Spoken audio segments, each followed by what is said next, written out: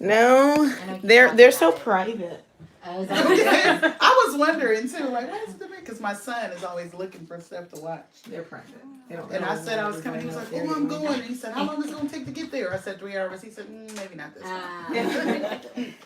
The drive is part of the experience. Right. Yeah, exactly. You can talk about it all the way down here. You wake up, you're like, whoa. That's how we got lost. That's right. Last week. Good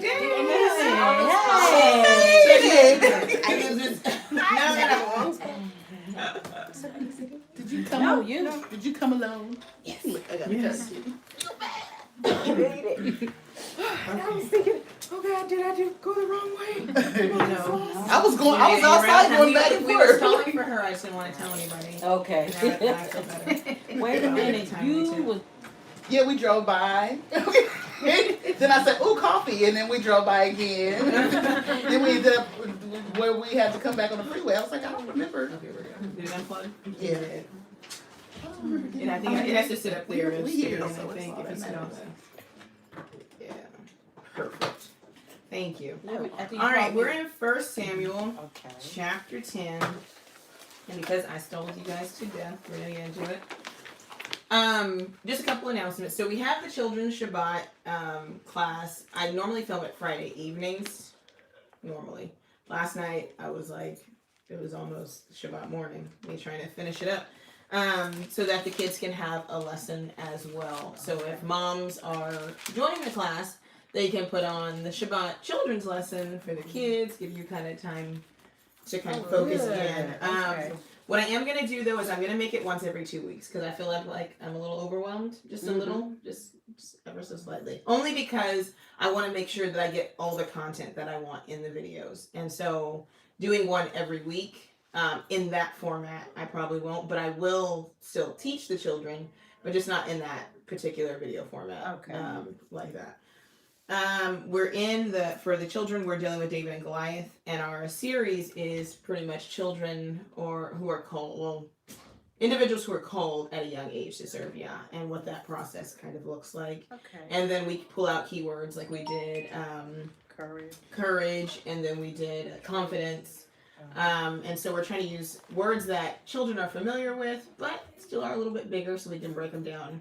And so I give them a Hebrew lesson inside of every lesson where they can go through, and I'm teaching them the pictograph form. So it's kind of like what you see up here. Actually, that is a part of the lesson for the children, so that they get familiar with seeing the pictographs. It's easier to learn the modern script after it, especially if you learn like a child. It's easier to learn it after you already know what those pictures mean and how to understand them. For most of us, we've already kind of started with the modern script. So, I mean, it's no robbery to keep going with it, but it's more foundational to start with the pictures because you get a picture in your mind, and that's the most important part.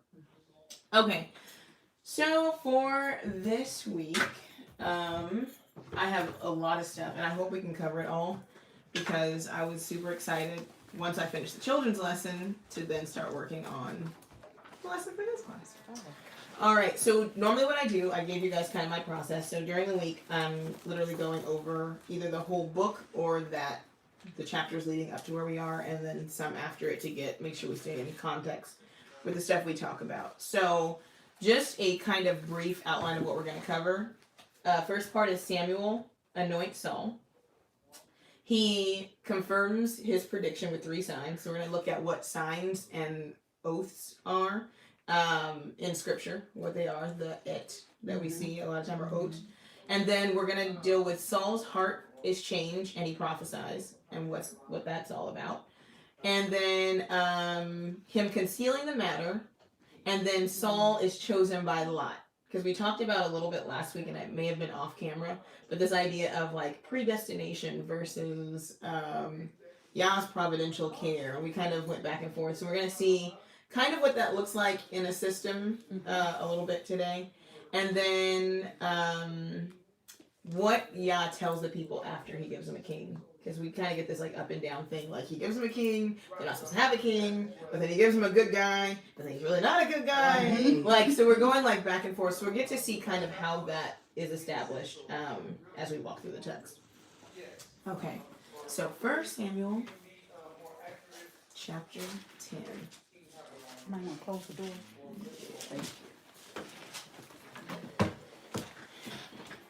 All right, so just a little recap. Chapter 9, what happened in chapter 9? Saul's father's donkeys go missing. So our little joke last week was when Yah tells the donkeys to break loose. Right. And we learned about the nature of donkeys and why that was such a not so common thing. And so today we're going to look at something that goes along with that, and it's the pattern of threes. Mm-hmm. Okay? And we'll touch on that a little bit, but I want to bring that out because the donkeys were missing. He took a 3-day journey. There was a bunch of threes that came out, and then they're going to come back again. So if something's emphasized that much, we need to see exactly why. Mm-hmm. Scripture's talking about that, and do it in a way that's not necessarily mystical. It's kind of right on the surface when you really know what you're looking for. All right. So he tells, how we ended last week was he tells the servant, tell your servant to go on ahead, Mm-hmm. and I got to talk to you about something. Right. Right? Right. Yeah. And so if we just want to read verse 27 from chapter 9, it says, "And as they were going down to the end of the city, Samuel said to Saul, 'Bid the servant pass on before us.' And he passed on. But stand thou still a while, that I may show thee the word of Elohim." Mm-hmm. All right. So chapter 10.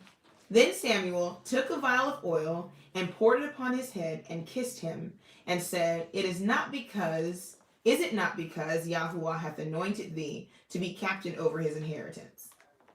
So once again, Samuel reminds me of Yoda sometimes. Like everything. If you don't know Star Wars, then sorry. But if you do, everything's like a question, but it's a statement, right? So you're always like, huh? Didn't you? Wait, question mark. So he's totally Yoda in this moment. And he goes from, let me tell you what the word of Yah says, to actually acting it out. And one of the things we're going to look at today is why the action part of Scripture and why the action part of the Hebrew language is so important and how it shows us what we're supposed to be doing. So he goes, tell him to go ahead, I'm going to tell you.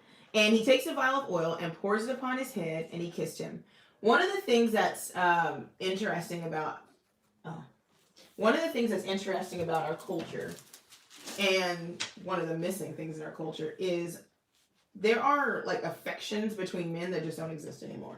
So I know a lot of times when people come across them, they're like, wait, he kissed him? Yeah, what is that about? Right. Mm-hmm. And so if you go travel to the Near East, you'll see men greet each other still. Even in New York, everyone kisses everyone. Yeah, it's like, it's totally a thing. Like the brothers literally, like, they shake hands and pull each other in, and we kind of do like I was like, that is random.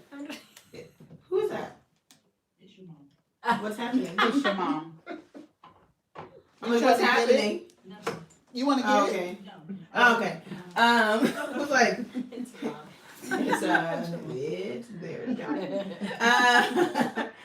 it. They bring each other in, and you do like the double-sided kiss. You see that, okay? And so it's personal. It shows you cross like a lot of barriers for a guy, and you're showing that you are in communion. I'm here with you. I'm in this with you. So he doesn't just anoint him and just like, okay, go. Because if you know from other times in Scripture where people have been anointed, this has not really been a thing, right? It's like not a new thing, but we're seeing it deeper. And we'll learn later on in Scripture that Saul and Samuel have a very, very close relationship. Mm-hmm. It actually in Scripture says that Saul loved Samuel, and he was grieved later on when Samuel was grieved when Saul disobeyed Yah, and Yah's later going to reject him from being king. So they had a relationship. He actually loved this young man. Like, he saw that he had a heart. After Yah, he was good. Didn't it say he was a goodly, right? Okay, so he anointed him to be captain over his inheritance. What anointing looks like, very, very simple. He would have taken a horn of oil, like an actual horn, like a hollowed out horn. Oil would have been in it, and he would have literally poured it over his head. Psalm Oh, why is it drawing a blank? I want to say it's how good and pleasant it is for brothers to dwell together in unity. It's like, what psalm is that? Somebody want to just Google it. I want to say it's Psalm 130 something, 133, but I could be wrong. Terribly wrong. Didn't Judas kiss? Judas kissed is Psalm 133. Judas did kiss Yahusha, and it was he was trying to show, one, we know he was pointing him out, but for somebody to get that close to you, it shows a very personal relationship. Right. It shows that this person knows you or is that close to you. And so he took this and he says, captain over his inheritance. We went over that last week, what that captain over his inheritance meant. And he doesn't say that he anointed him to necessarily be king in the sense that the people were thinking king. But to be captain over something means that there's somebody over you. If you're captain over the army, then there's a king that's directing the captain over the army, right? And so it says over his inheritance. So we're learning a bunch of things about Yah and Samuel and their understanding of who Saul was supposed to be in this instance. He was not coming to have power unbridled. He was not coming to rule without accountability. He had a specific task. You're going to be pretty much a figurehead, and you're going to go out and fight the battles, and Yah was going to be with you and allow you to win when you were with him, right? Mm-hmm. Second is you were over his inheritance. Don't ever forget it, right? It's his, not yours, because remember when Samuel gave the prophecy a couple weeks ago, he said that when you get a king, he's going to take your daughters and make them confectionaries, and he's going to take your sons and send them out to war. So even though this is something that Yah knows, and it's in his providential care, he knows how great power corrupts people. So he's reminding him again, because he wouldn't be Yah if he didn't give the reminder. Right. Let me put it in perspective. This is a huge undertaking, and I get it. So you just focus on this one part. Be captain over my inheritance. You go out, you fight, you lead the people, and you report back to me. Make sense? Mm-hmm. Okay, verse 2.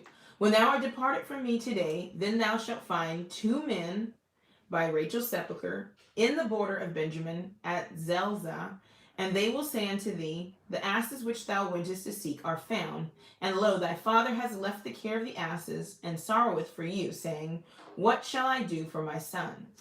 Then shalt thou go on forward from thence, and thou shalt come to the plain of Tabor, and there shall meet thee 3 men going up to Elohim to Bethel, one carrying 3 kids, another carrying 3 loaves of bread, and another carrying a bottle of wine.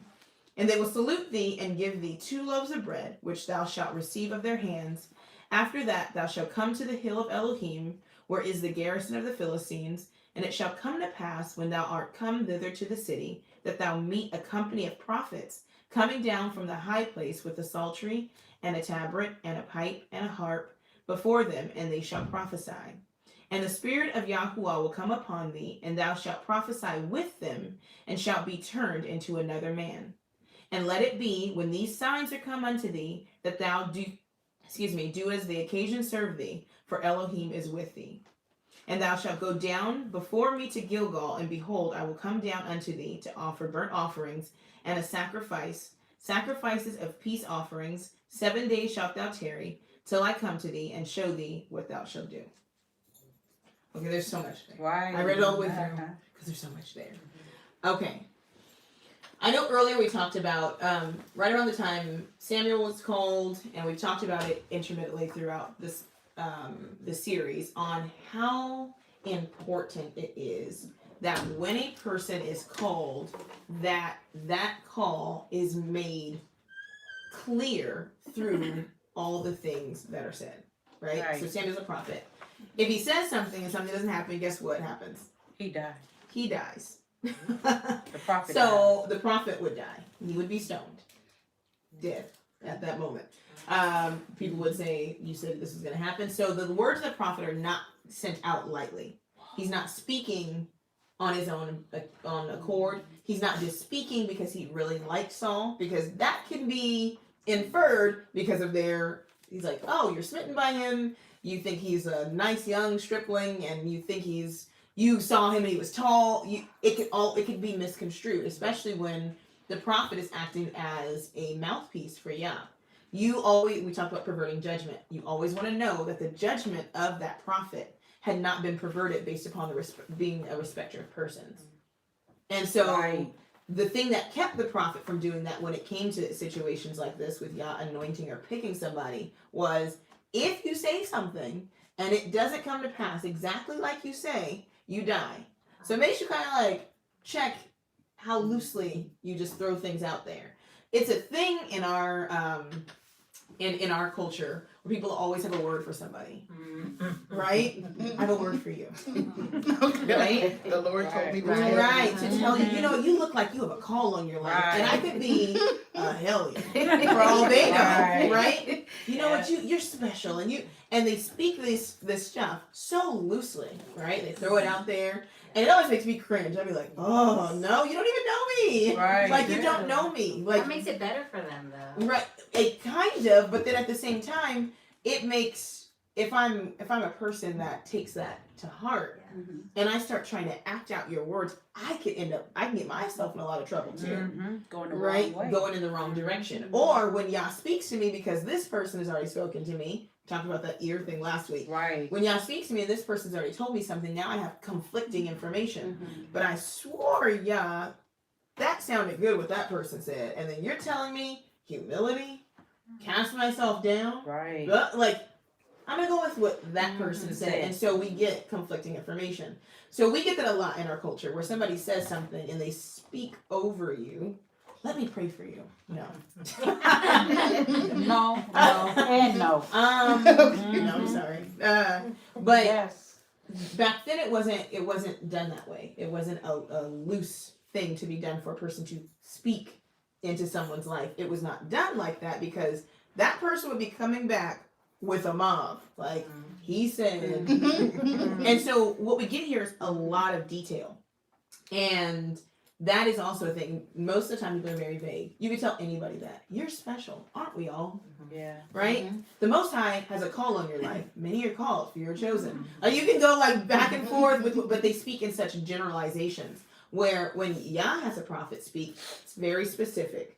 He's literally down to the number of people, where they're going to be, where they're going to be coming from, what they're going to have in their hands, bread, wine, kids, cities, places, where they're going to meet you, what you're going to do, and what you're going to feel. That's way beyond somebody just telling you something that feels good, right? So the importance of signs with a call and anointing.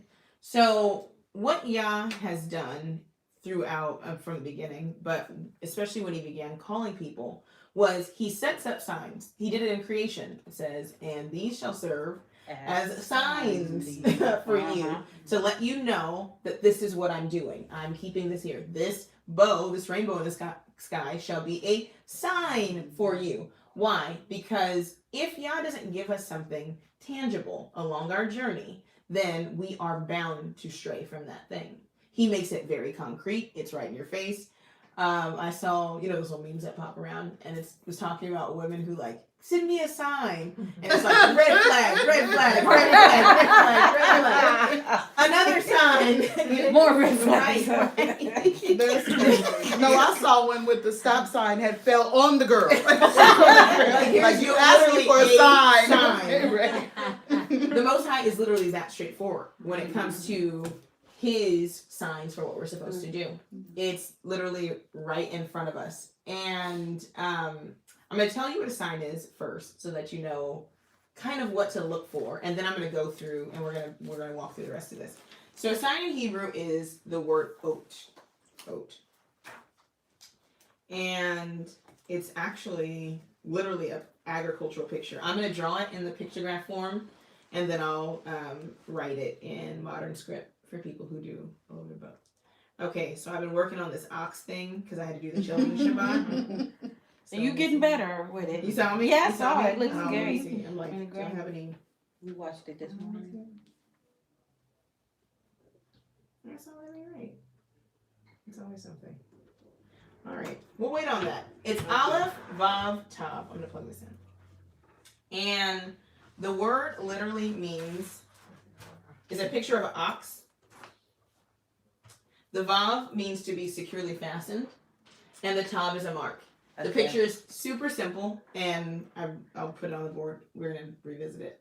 It's literally a picture of a plowman standing behind an ox. And to make straight rows back in the day before we had tractors that pretty much drove straight, they would put a marker at the end of the line where they wanted the ox to plow, and they would guide the ox toward that line. When the ox arrived at that line, it arrived at the mark. So it was a sign, literally a literal sign. And so the picture of a sign in a spiritual sense is literally for Abba to set a mark, and then for you to securely get on that line and beeline it to that mark and arrive at that place.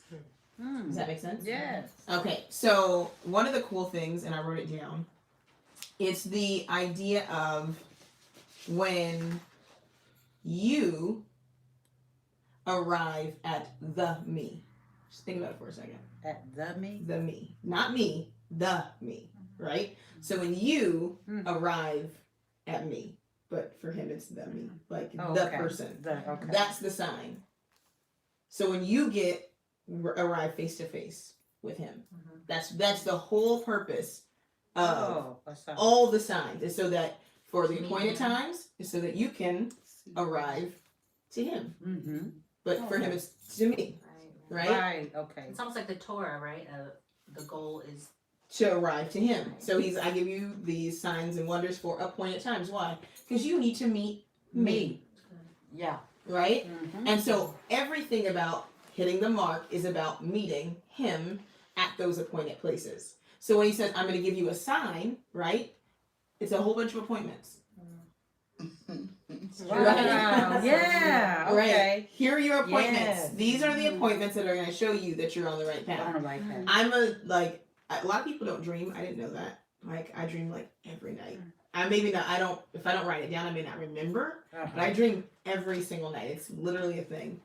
And so, and I have deja vu like regularly. And so a person once asked me, what do you think deja vu is? And I said, I think it's like a sign that I've arrived in a space, whether in a negative or positive, but that wherever I am, that's exactly where I'm supposed to be. It's like, I've seen this before. I felt this before. I've arrived somewhere where it feels really familiar at this moment. Right, okay. Sign, right? So what is it for me? Like if I have deja vu, I always try to think, what am I supposed to do in this moment? Not necessarily that I've done it before, but what am I supposed to do in this moment, and why do I feel like this? Am I getting ready to be faced with a pivotal decision? Am I getting ready to make a grave mistake? Right. Like, let me choose my next few actions and words very carefully. Like, why is this happening? And so the same thing happened with Saul. He's like, here are these appointments. Yeah. Right? All down here. Yeah. Okay. A sign in Hebrew, we hear that signs, wonders, and miracles. Everybody's always looking for something extraordinary. Where signs are basically, most of the time, everyday things. Some people say, send me a sign. They literally want a unicorn to run by, and a leprechaun to jump out of a bucket, and they want, like, it has to be, and the Most High is like, no, that's not how I deal. Because my signs, one, come from my creation. So it's going to be in things that you see all the time. It's going to be probably in people you see all the time. Right. It's not going to be in some random, it's not random. Because if it was random, I think we would be less likely to trust it. We would pass it off as coincidence. Right. We'd be like, oh, that was, or creepy. That was too far-fetched. Right. Most High's like, no. When we stand before the judgment and give account, and we think about all the wrong turns we made, and he's like, oh, but right here, remember when that person said that? You'd be like, oh, that's what I thought they were just those subtle things. And so one of the things we see with Samuel, when Samuel followed Yah, it was those subtle things that we noticed about his obedience. He didn't pay attention to everything else that was going around him. He kept his eyes focused on Yah. He listened intently. And so you see the same thing in Saul, right? Saul, when he tells Saul, up, let's go to the top. He's up, he's going. He's very in tune. And so he's looking for the extraordinary things in the ordinary things. You think it was strange to see prophets in Israel? No. Was it strange to see people taking loaves of bread and food up to worship? No. So Samuel had to be very, very specific with the sign. Yes. 3 loaves, 3 kids, 1 bottle of wine. Right? Because you probably would have passed like where's Waldo? Right. It looked like 50 different people. Oh, it's just 2 kids, no wine, 3 loaves. No, not them. So it immediately made him have to be mindful. One of the things that I think is missing or that's lost in our modern culture, and I'm guilty of it, guilty, is being in the moment. Seeing things in that time, not really worried about what's happening before. Literally, as he was walking, he wasn't worrying about, okay, I know I have to get home, Right. but I have a journey ahead of me. And on this journey, I have to be looking for these things. The Most High does that for all of us. And so we find ourselves so caught up in what's next, what's later, and not in what's happening right now. And if he had not been mindful, watchful, vigilant, right, then he would have missed the signs. We miss signs. I know I do. Literally, my kids tell me I have iPhone disease. and you know, me. I often justify it because I'm working. Oh, I'm studying. I'm doing this. I'm doing that. But I'm not present. I'm here in the flesh, but I'm not present. Had there been a cell phone in Saul's hand, Whoa. Right. oh my God, he would have missed it, or would have been like, okay, did he say 3? I'm listening, but I Did didn't. not hear you. Was Right. it 3 goats? Wait, was it? Yeah, 3 Was it coats. 3? Cool. Right, coats. Can I? Oh, let me text him and see exactly. What And then they pass by, and you never see it again because the moment came and went. Right, being in that moment, waiting for those signs. One of the things we don't do, I find that I do it probably more than the average person, even with my iPhone disease, is we don't look up. Right. Yeah. Those signs and wonders and things that are set up in the heavens are there for a reason. And so being mindful of what month we're in, what phase we're in. Is it a new moon? Is it a half moon? Right. Is it a full moon? Is it a waning? Like these things, I know it seems like, why do I care? Because we're supposed to be watching. He's sending signs. Like a lot of the signs of the end times actually take place in the heavens. He's like, and the moon turns to blood, and the stars fall. Right. You wouldn't even know. Like, did the stars fall last night? We don't know. Right. Right? Being in the moment, especially in a time where he is going to begin doing those things again. Okay, so talked about the plowman driving the ox toward the prescribed mark in the distance. And one of the verses I wrote down for the mark or the sign is Philippians 3. You guys can go ahead and check that out. And to have the mark or the sign meant the entrance or the beginning of a walk. Okay, so when the plowman would set up the marker at the end of the row, it didn't mean that was it. All right, that's it. No, now it took for the ox and the plowman to now drive or plow toward the particular mark. Saul's journey starts with the signs. It starts with signs, but there's so much more that needs to be done until he ends up at the prescribed place, which is literally standing face to face with Yah. And if you don't know anything about Saul's story, I'm going to spoiler alert it for you just in case you never read it. He doesn't arrive there because he got the signs and the wonders and he got that part, right? He got, oh, you're chosen, but he didn't stay on the path. No. He went on some his strange. Okay, so just because we arrive at one destination or 2 or 3, right, doesn't mean that you're exempt from continuing to walk with Yah. Sometimes we like it when the times are high and there's signs and we're seeing these things like confirmation, confirmation. But then when it's dark and I'm like, okay, but I'm just at stop sign number 7 and I haven't gone anywhere. It's like, okay, I'm going to go back to 6. I'm going to go back to 5. And we find ourselves regressing instead of waiting for our next instruction. And one of the other things you'll learn about Saul is that he knew where the mark was, got there, and then started doing strange stuff. Literally. Oh. Like, he had a problem with that. He had a problem with literally, okay, I see the mark, I'm going to run toward it. But one of the things that had been established between him and Samuel was, then you wait for me.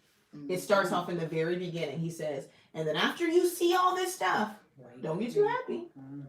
Wait for me. I'll be there in 7 days.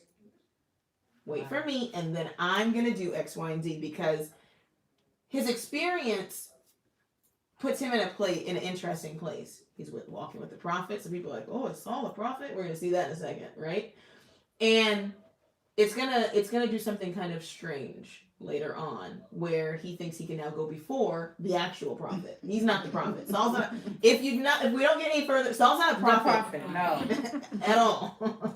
Not even close. All right, let's keep going.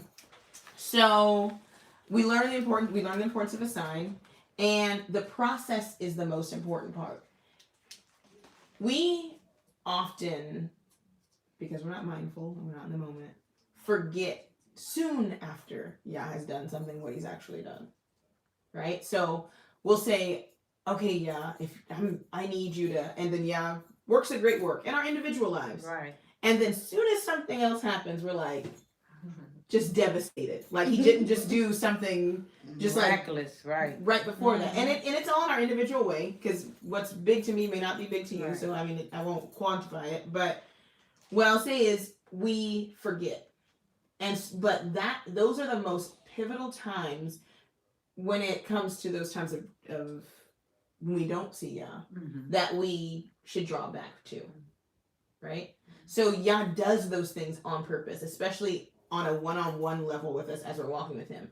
For instance, when you first come into Torah, you're so excited, right? There's all this stuff, there's all this information, and you're just so excited to share, and then somebody makes you upset, and then you find out something's not true, and all of a sudden you're like, oh, I should just go back the way I came, and this is just the worst idea. That was me. This is the worst idea ever. And here we go again and we immediately forget, but then we don't think about the journey that led us to that particular point. Because all of us have that story, and he gives us that story on purpose so that when we get to those points where people let us down, teachers let us down, whatever the case may be, we go back to, but what about me and you? Right. And we often forget the you arriving at the me part, because that's the goal. He's like, it wasn't about anybody else. Okay, good. Now move along on to the next thing. Right. And that is so important, because if we forget those mountaintop experiences, those experiences of praising and dancing and feeling jubilant, when the other times come, then we don't trust you. Does that make sense? Yes, it does. Okay, so the process, I'll say it, is the most important part. We often want to arrive at the end, but we forget the process of getting to the end. If there is no process, then we arrive at the mark, it's bleh. Like if I'm racing, right, and it's just me, and then I know it's just me, so I walk. When I cross the finish line, you give me a gold medal, it feels like nothing, right? Or if the race is rigged. But if I get in the blocks and I'm racing, and I know that I'm racing against the best of the best, and Yah has put me there, so he knows that I can do it, and then I cross that mark, and I arrive there, and he's standing there like, oh, good and faithful servant, well done. Right. Doesn't that feel so much better? Yes, it does. Than just arriving, right? So trust the journey. The journey is definitely a part of the process. The ups and the downs. Me and Yah talk. And one of the things, as he begins opening our eyes to more things and new things and taking us through different things, we only want the highs and we don't want the lows. And literally, for me, I don't know how Most High speaks to everybody else, but for me, I'm simple. So he speaks to me simple. He says, I'm with you in the high highs and in the low lows. So to me, it's, I will have high highs and low lows, but I'm good. Psalm 23, right? Right? So I'm grazing, you're watching. In the valley of the shadow of death, you're watching. You're there, you're there, you're there. So that I can make it through all those particular places. And guess what then my signs are? My signs are in the high highs and also in the low lows. I know. I'm very cognizant of the fact that he's there in both of those. Okay, so walking with Yahuwah once we are chosen is imperative because only he knows our next move. So, Psalm 119, 105. I always like looking at this stuff and then like reading it like with different emphasis, and then I kind of laugh to myself because I'm like, that's funny because we totally do that as humans. All right, Psalm 119, 105, and it says, and most of us know this by heart, "Thy word is a lamp unto my feet and a light unto my path." Right? Mm-hmm. So if we walk in front of it, then what is our path? Dark. Mm-hmm. And he doesn't say it's a floodlight. And he doesn't say Right. it's a high beams, literally to my feet, which means that literally I'm taking every single step with you. I'm not getting ahead of myself, and I'm not turning backwards. Right. Turning backwards is dark, and walking too far ahead is dark. In the moment, mindful, walking with step by step, Yes. little by little, taking in every little part of the journey. I don't know if anybody else is. I'm still an adult. I'm still afraid of the dark. It's a thing. It's a thing. I don't like it.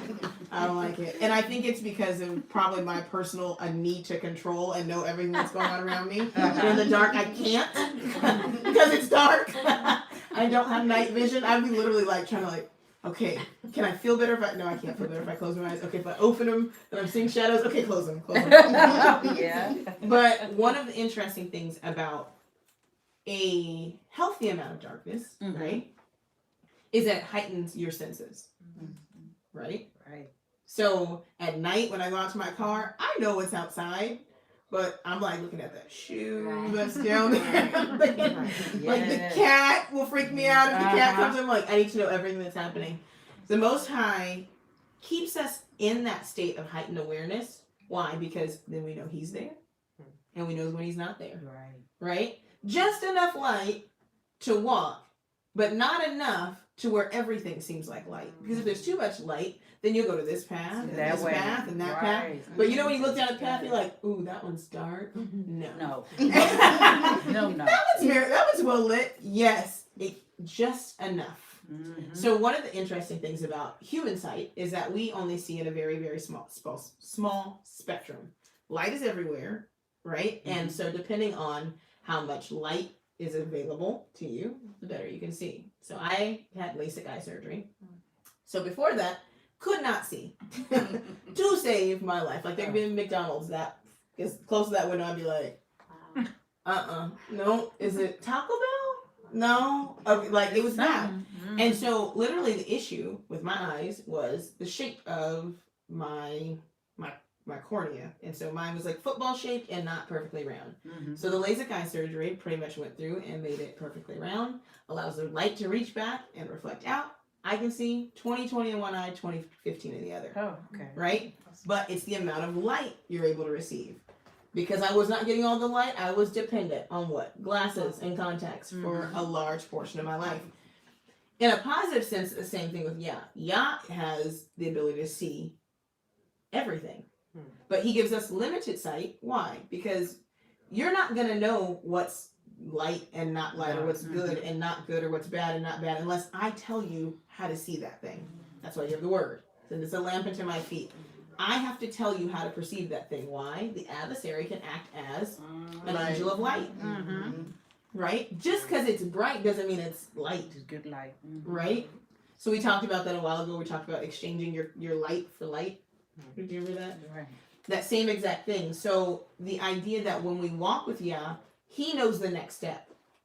Stay right in that moment. Feel, take in everything, so that when you take the next step, when I tell you to take the next step, you know that it's with me. But if you're walking ahead of me, kids do it all the time. I just thought about Ari. When you're walking ahead of me, I'm always having to rescue you from everything. Like, next thing I know, you're coming running back around the corner. It's a dog. Well, if you're walking with, see, I'm not scared because I'm over here. And it's the same way with Same way with Samuel to Saul. Literally, wait for the next step. I've given you 3. I'm giving you a pretty long rope. 3 things to look out for. But when those things expire, don't go looking for anything else. We often do it when we're in our highs. Everything seems to attract toward us. So if we're doing good, then it seems like everything that comes our way in that moment is good. It's like, no, I told you to do this one thing. Stop there. Wait. And then wait for the next thing. But we'll take it all in. It's just, you make one friend and then that friend has a friend, now you have 7 friends. And you're like, oh, but the 7th one. That was the one. He told me to wait. Right? Yeah. Like Yes. that thing where we have to be careful that in our moments of highs, that we don't take everything in that moment. Because then if somebody gave him 2 loaves, they're like, oh, does he need something? Let me give him 7 kids. And now he's like, I got 2 loaves and this. It happens like that. It definitely happens like that. And then eventually, well, we'll see. He took on too much. Okay, if we neglect to follow Yah or get ahead of him on this journey, we will be walking without direction and are bound to error. It's going to happen. It's not if, but when. Okay? So the power of 3s, I talked about that. And 3 in the Hebrew language is shalosh, but it actually is a word picture, and it's the picture of Gimel. So it's, let me see if I got some juice so I can write. So it's foot, camel, pride, the letter Gimel, and it is the 3rd letter of the Hebrew alphabet. So it looks like, if I can get this on now. The leg sticking out. Oh yeah, exactly. Yeah. Somebody stuck the leg out. Like a bird. I think it was. You look like a bird. Okay. You look like Yeah, somebody we're stuck their figuring leg it out. Mm-hmm. Okay, so a Gimel looks like, in modern script, it looks like this. Kind of just looks like that. And it kind of looks like a camel, or like it has like a long neck kind of thing going on here and like really high legs. And then in Paleo, which is like the pictograph form, it looks a lot more like something we can understand. Looks like a foot, or at least how we drew when we were kids, right? We draw like Big old people, and it has like right. So Gimel is the 3rd letter of the Hebrew alphabet.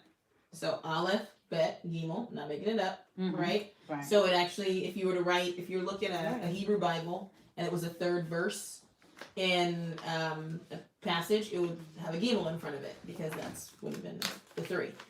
Okay, so the Gimel represents a foot. Camel, because it's a high animal, right? Or pride. Okay? Pride, to be lifted up. A foot means to walk or to move. Oftentimes it means to go ahead of, right? Pride is pretty much, if you put pride into a simple form, means going ahead of Yah. I'm going in my own strength, in my own power, in my own might. Okay, so we see these 3s.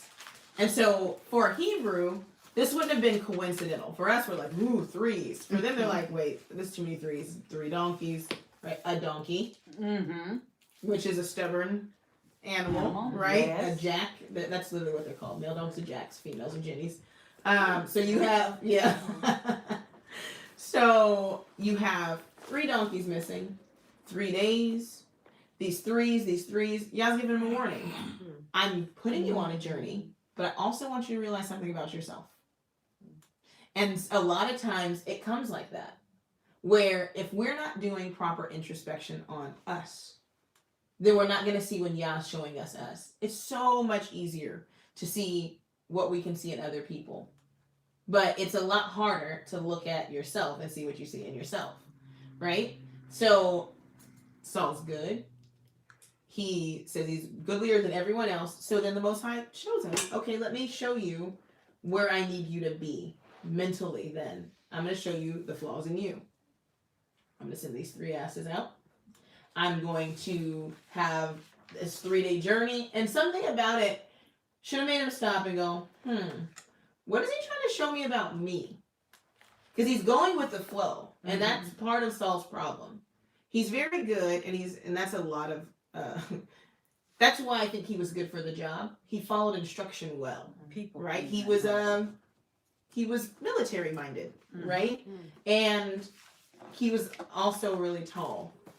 and I'm not that all tall people are like this, but a lot of times people who are tall and strong and have heightened athletic ability or physical strength lack in other areas.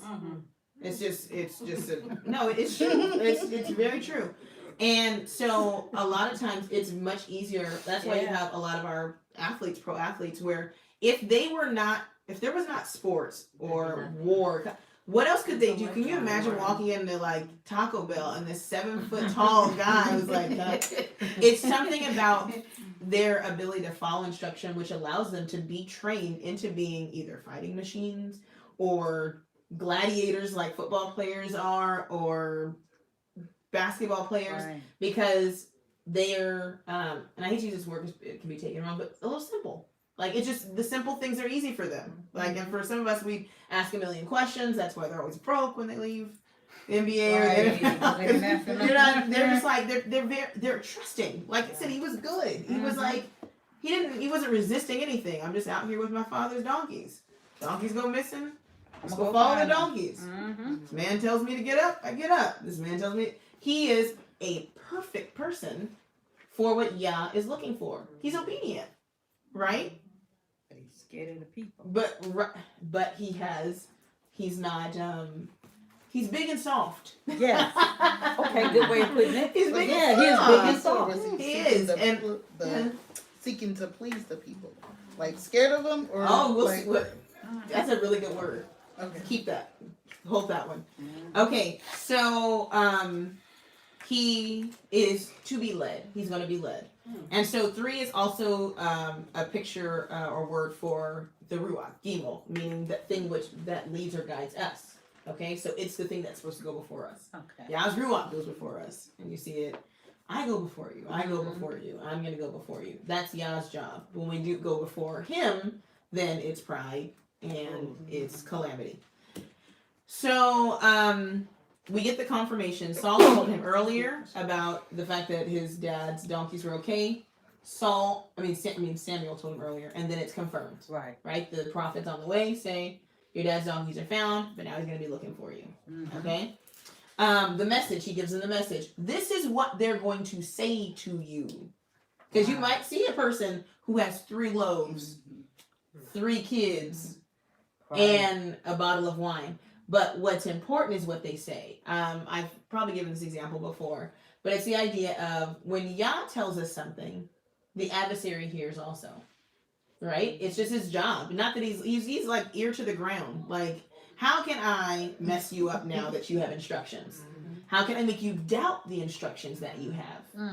Right? So Yah is so detail oriented, those signs and those wonders, right?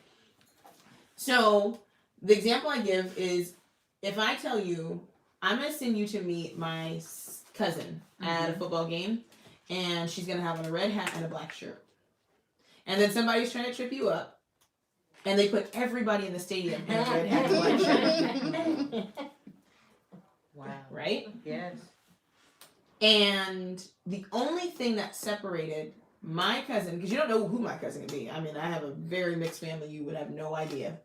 So you wouldn't know unless I do what I would do to the person. Say, and when you see my cousin, they're going to tell you. There you go. And I give you specific things. They're also going to be looking for you. Right? So then if somebody comes up to you and say, I have a word for you. And you listen, you go, yeah, that doesn't look like what I've been told to listen to. That was nice. Thank you. Have a good day. It was the same exact thing for Samuel and Saul. Let me give you the message as well. Because who else is going to know about your dad's donkeys that went missing? Right? Who else is going to... And so he gives him specific, straightforward instructions. One of the things that kind of got us with scripture is that it sounded very close to what we were hearing. Very, very close. But it was in the details. It was in the signs. It was in the mark. Right? It was in the arrival that changed everything. So we could hear something like, okay, I have liberty and freedom in Christ, right? But then in the same end, the liberty and freedom was to do whatever I wanted to do. Where there's nowhere in this book where it says I can do whatever I want to do. I have the liberty and freedom to obey. That's right. right? I have the ruach, so I can follow after Yah, and I don't have to worry about the ramifications of sin and death because that's been taken care of ahead of time. Now I can walk, and I don't have to worry about how I'm going to pay this debt. Now I can just do. Right. Right? And so we had a message, close, right? But it was in the details that it was missing. And so what I realize now at this point in our walk is we're paying attention to the details Yes. of what the Father is saying. We got the general message. Mm-hmm. For God so loved the world, He gave His only begotten Son. General. Right. What are the details? How do I obtain now what the Most High has for me? And how do I arrive at the place where He says, good and faithful servant, well done? It's not in the generalizations, it's in the details. Right? Uh-huh. Okay. Lastly, so we got the message, right? And then the worship. So his 3 things that he had to do were he was going to get a confirmation on what had already been said. He was going to wait for the message for what they were going to say. Mm-hmm. And then he was going to worship. So if the worship got weird and they started sacrificing to Baal and Astronaut, Then he knew that wasn't them. it. Right. He knew that wasn't Yeah. it. Because we know that the sons of Belial were also within the land. Mm-hmm. So if you saw a person going up to the grove, that probably wasn't the people you're supposed to be singing and dancing with, because they sing and dance too. Right. Right? They have songs, they have music, they have worship. Yeah. So then the worship would have to be consistent with the journey. If the worship gets inconsistent with the journey, then it's not the worship you're supposed to be participating in. Mm-hmm. It's in the details now, Right. right? He's like, he didn't just say, now go sing. No, he said prophesy. There's a difference, right? The idea of the prophesying was to uncover the seed. This is going to help you better understand something. Whatever they're going to be singing or prophesying about is going to be in direct correlation with what I've already talked to you about. You ever been just like in the right place at the right time? Mm-hmm. And then the person's talking about exactly what you like. How did I arrive in this space? Why are you talking about literally the same thing I was just praying about? Or why are you? Because you're supposed to be, that's where I want you to be. Or if you ever end up in a space you're like, this is not where I'm supposed to be. Right. Yeah, this is How so did I far get away from here? everything. And you're just like, okay, where's the nearest exit? I need to get out of here. Literally, that was the Back, beeline the back place. to, yeah. All right. So we got Saul on this journey. 1 Samuel 10 verse 6. It says, and the spirit of Yah will come upon thee, and thou shalt prophesy with them, and shall be turned into another man. Wow. I was stuck right here because I'm like, so many things conflicted with a lot of things that I was like thinking, or maybe I believed before, or maybe I knew I didn't believe, but I was just like, okay, now it's solidified. Last week we talked about this idea of eternal security and how if I got saved at 2, then no matter what I do, when I'm my whole life, if I am Jeffrey Dahmer, like Right. it doesn't matter, You saved. then now. I'm good. Uh-huh. And the Father's gonna be like, remember you at 2? You were so cute at 2. And Yeah. all that other stuff doesn't matter. And we believe that. Some of us. I'm not gonna say all of us. Right. But we did. We were like, okay, he was saved as a Christian, but then he became a Muslim. And then he denied the Messiah. And then he actually became a pimp. Uh-huh. But when he comes into the kingdom, he's like, He's I saved. remember you. You were a snapshot in my mind. You know what people do when we're like kids? They're like, I remember when you were little. And you're like, but I'm not little anymore. Right. The same thing. We have this thing like, yeah, snapshots is in that moment when we professed that we followed him, and then everything after that didn't matter. Like a blind parent. Like, oh, they can do no wrong because Right. that's my baby. Yah's not like that. He's a good father. Like, no, I know you, and so that's why you need to stay with me. Okay, so then the idea that he would be turned into another man, I was like racking my brain. Like, why would he have to be another man when he was already good? Like, it literally said that Saul, so I'm not lying to you.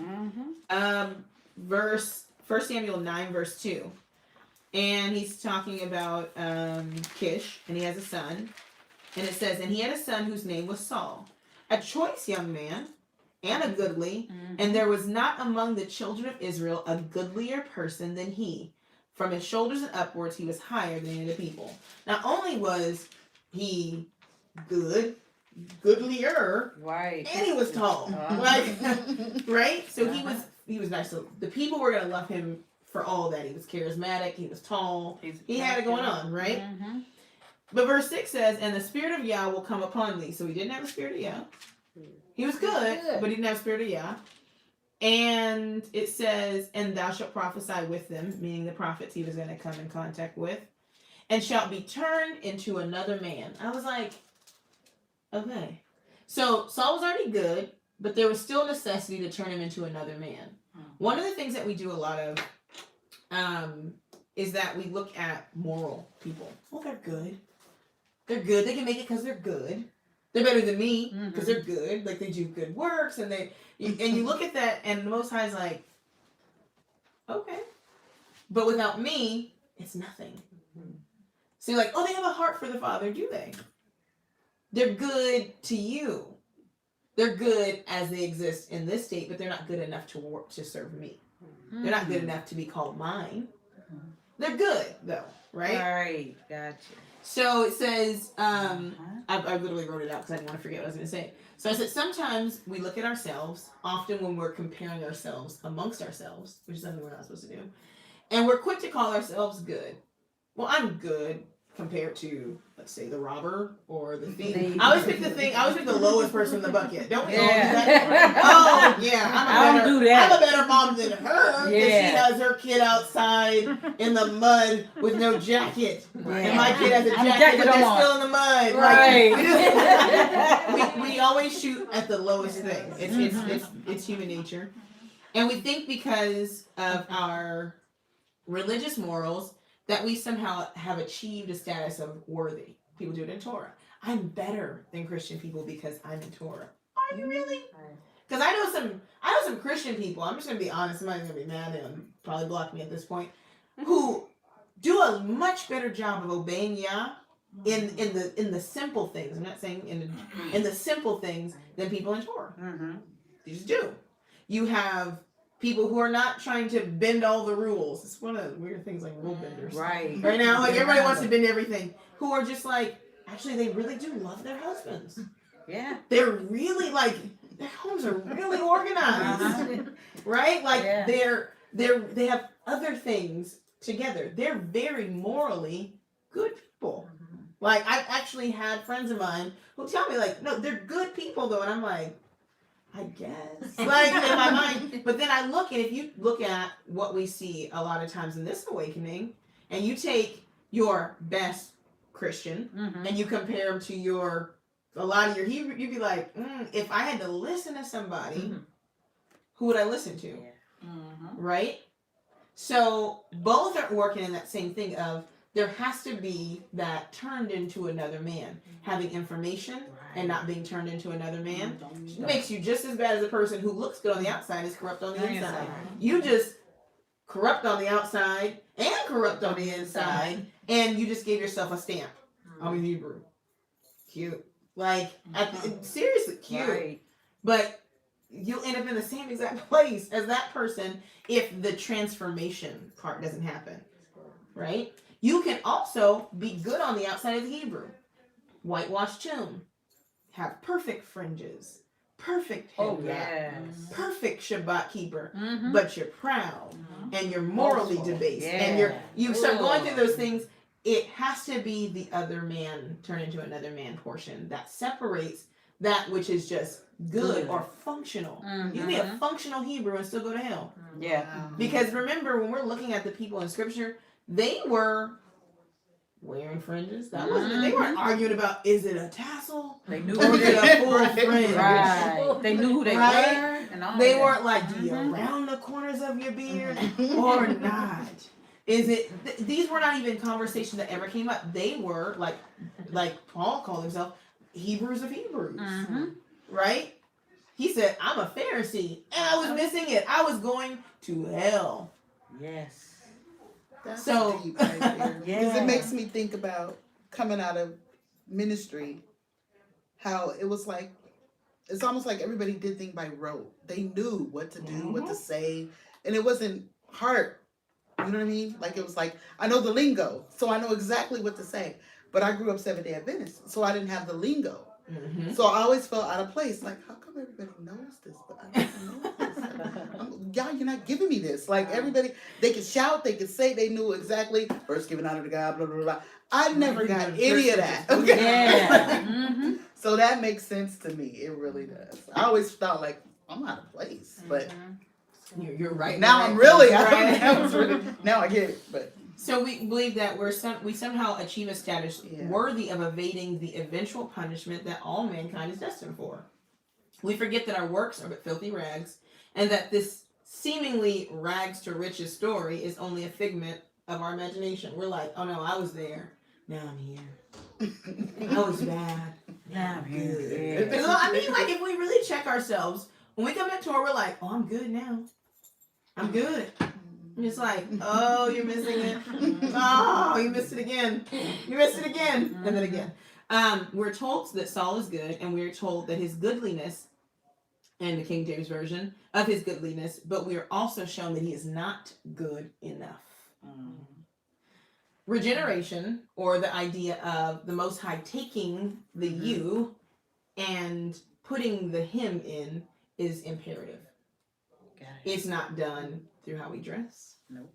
It's not done through how we wrap our heads. It's not done through what we say out of our mouths. It's literally something that he works in you, and when he does it in you, other people will see it. They'll know. Yes. And it's not an overnight process. And that's why I said the idea of those signs and staying on that path are so important. We stayed there for so long is because the way people know that you're different is that you stay on the path no matter what. That narrow road. No matter what. Mm-hmm. Absolutely no matter what. Okay?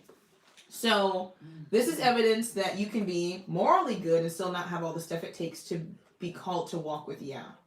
Be careful of good people who don't have Yah's Ruach. Because good people give seemingly good advice, but it's also terrible advice. Because it's not guided by Yah, right? Though we're looking for those who are walking in his word, going where he sends, doing his will and work, and not those who are using Yah as a stamp on their success or a cover for their filthy lives. Wow. Because it's kind of a thing now. It kind of has to be brought out. We have a lot of people who are covering up. And not filthy as just filthy as sexually filthy. Because every time you think filthy, people think like dirty movies. Right. No, I'm talking about like literally the things that we don't want to clean up.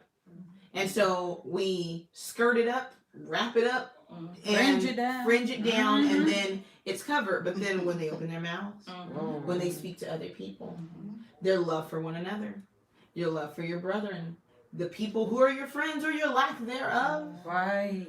it all testifies against what you're really professing. Your lack thereof. Right? Let me give you the word. So,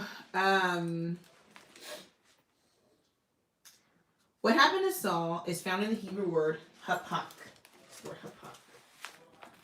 And that's the word where it says, and he was turned into another man. Into another. Okay? And it's the word, I'll write it black. It's hey, pay,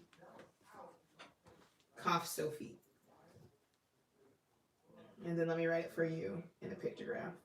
So it's the man doing the low, behold the mouth, word speak, and then the palm of hand to open. The word literally means, because the opening is actually a something. The word literally means to pour out something.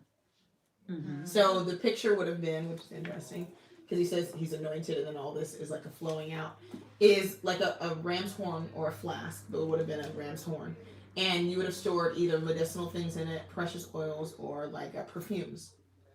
And so what Yah does in turning him into another man, remember he's already good, he's already tov. Mm-hmm. What he does is he takes him, pops the cap, and pours all of the contents of him out. and then sends him on a journey that's supposed to fill him with As he all goes. of the contents Wow. of him. Yeah. It's a Wow. Ruach filled journey. Every station is a filling. Wow. And so whether you rise at the end with Samuel, it should be the solidification of the experience.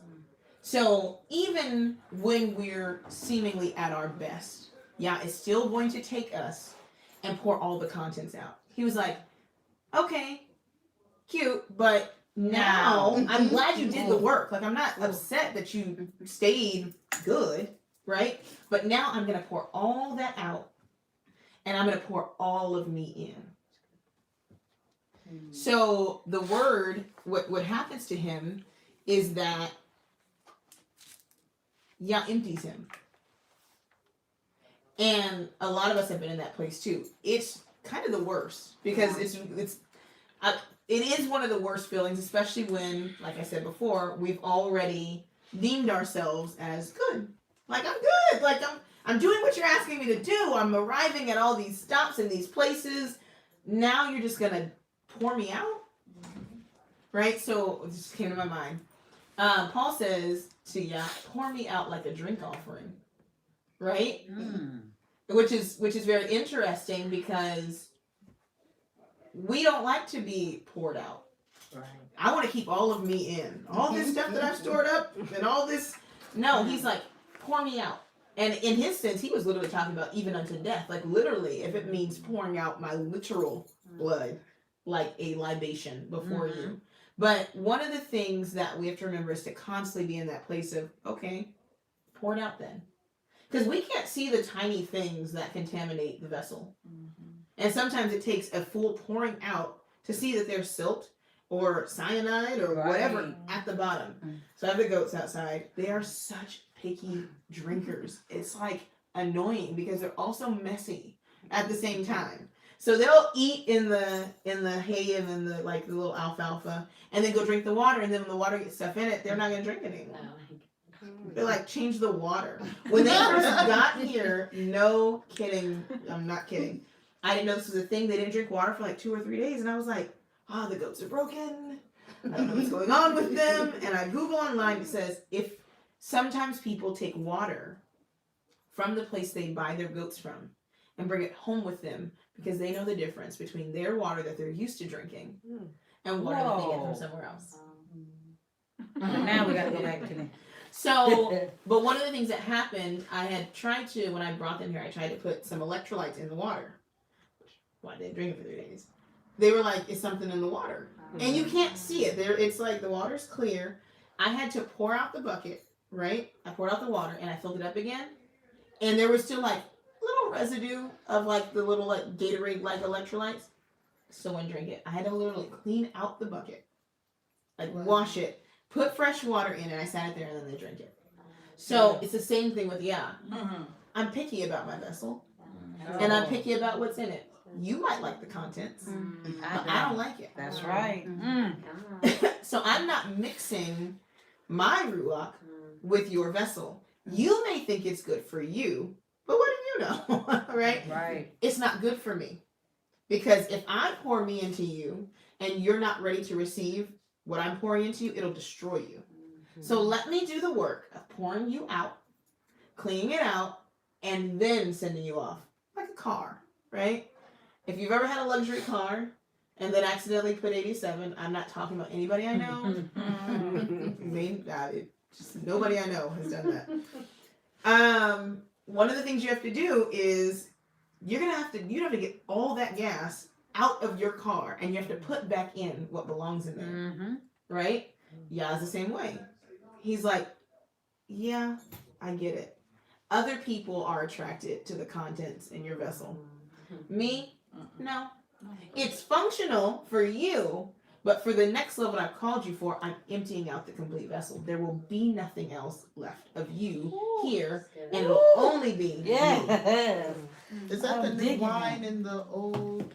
Oh, Because I never if got you that. put, okay, so the idea, like, okay, if it says you can't put new wine in old wineskins, and it tells you why. It says because if you do, you're going to burst the wineskin and you're going to spill the wine, right? Why? Because wine ferments, and so It's going to stretch. Well, if it's Okay. already stretched to its capacity, and then you put new wine and it's going to stretch it further, and the wine skins would be weak.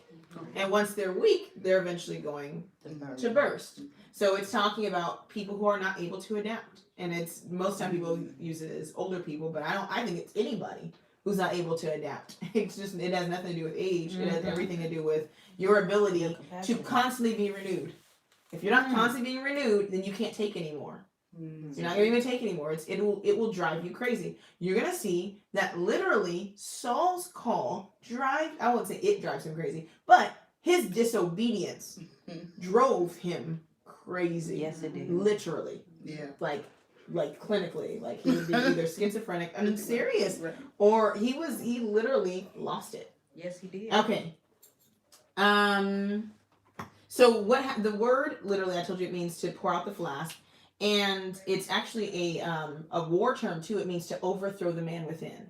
So one of the things that happens, and we've heard of this, that you're supposed to, like, if you submit more to the ruach, the easier it is to submit. If you submit to sin, the easier it is to sin, right? One of the things that Yah does, well, I'll qualify in a second. One of the things that he does when he does his work is that when Yah does his work and he overtakes us, when we receive his spirit, he's literally subduing the man within. I don't know if anybody ever felt this, but you feel the lowest when you come face to face with Yah. It's like, oh, I'm but nothing. Like, you see it over and over. I'm nothing. Like, I don't deserve it. He takes you to this place. Why? Because the you within is like screaming mercy. Like, I know what I deserve. Now I know where I stand with you. And it makes you humble, right? He humbles the man within. So in this sense, the idea of pouring out, it literally means to literally come in and overtake whatever stronghold or whatever was guiding from within. He's in control now. And what happens on the flip side when we come from under that, and I think it's because of listening to other people, don't read that. That's not for you. You don't have to listen to everything that he says, just some of it. Then eventually you begin to put you back in the driving seat. Well, then I'll decide what I want to do and what I don't want to do and how I want to operate and how I don't want to operate. And then at that moment, you're now warring with the Ruach, right? And so he's probably for me. So what he does is he overtakes the man within. Okay, let's keep moving because I know he's gonna. Did you say that word the first time you said? Was it overthrow or overtake? To overtake or to overthrow, either one. Yeah, overturn is actually the proper term. Yeah, hapak. And literally it's to turn upside down or to flip. Okay, we're at verse 6. So be turned into another man, and let it be when these signs are come unto thee, that thou do as occasion serve thee, for Yah is with thee. I think let's. Yeah. I'm like, I don't want to force it. I don't want to push it because don't force it. Let's it has to all unravel. And Yes. I can't. I'm not gonna speed through it. You playing the bass? We got. But one of the bass. One of the things we're gonna learn in the process, and I'll give you this. Last week we talked about how the actions of Hebrew words are how we know, like know that Yah tells us to do something. We know that we are doing what Yah says. What to expect in the process of walking with Yah, how to know that we are not going astray, and actions speak louder than words. Amen. And Hebraically this is true, and that's why every word is an action. So next week we're going to look at, we got the overturn, we got to see that it meant to take what was in and take, but what does he put back in? What does he give him? And then how does he fulfill it? And then how does he respond? So we'll get the fulfillment of what Samuel says is going to happen, and then how Saul responds, and then what Yah's response is, and how he deals with the people. Okay. So we'll stop here.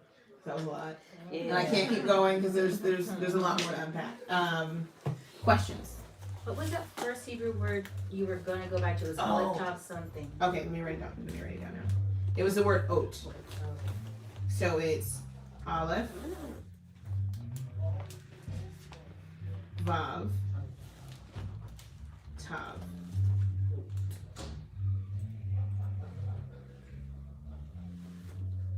And it's I'm just gonna write it down here. It's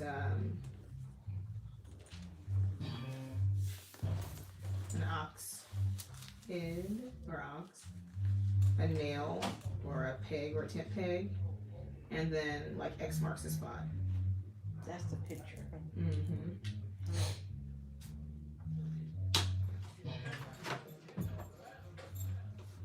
Good stuff. Anybody want to pray us out? I'm staring at you, so it must be you. Sorry. I don't often stare, but No, I feel like you. I'm like, my eyes just landed softly in that direction. I'm sorry. No, I need to. Okay.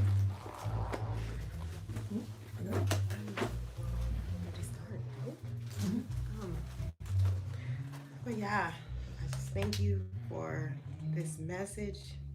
I feel like it spoke directly to me and answered so many of my questions. As to why I'm always feeling like, I know you love me, but why? Why am I worthy of that? And I just appreciate Huldah and family and everyone here for this lesson. Thank you. Amen. All right. Shabbat shalom. Shabbat And we're gonna shalom. go and do the other fun stuff. The other fun stuff. Oh, yeah.